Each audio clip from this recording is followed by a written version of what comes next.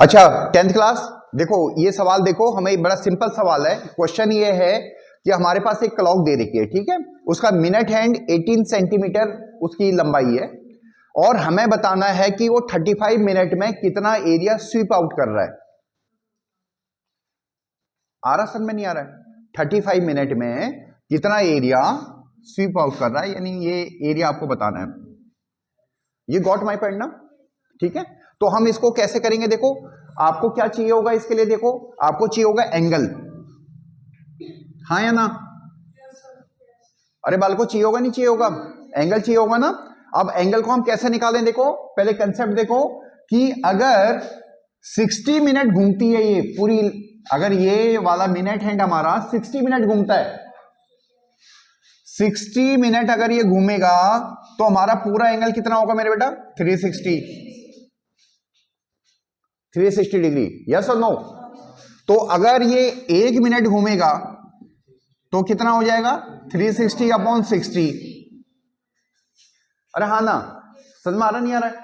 और अगर 35 मिनट घूमेगा, यानी 35 मिनट बाद अगर 35 मिनट में वो कितना एंगल को स्वीप आउट करेगा, वो कैसे निकालेंगे?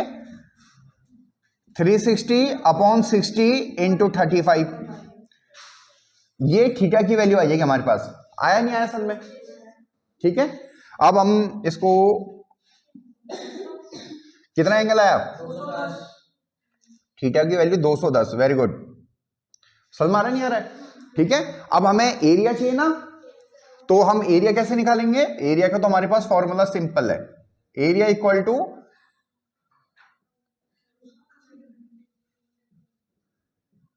पाई r square, pi r 18 into 18।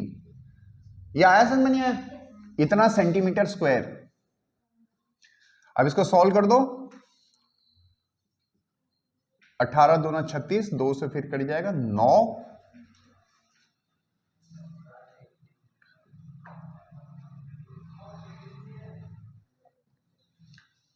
समझ में आ रहा नहीं आ रहा है? ठीक है, और देखो आजकल जो ट्रेंड है, एक मैंने कई बार बताया है कि पाई के फॉर्म में भी आंसर देते हैं, वो ज्यादा एक्यूरेट है, क्योंकि पाई एक इरेशनल नंबर है।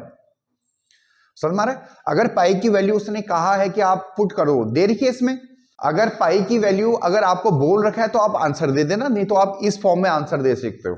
समझ में आ रहा नहीं आ रहा है? तो ये ज्यादा एक्यूरेट है। आया नहीं आया सर? क्लियर है?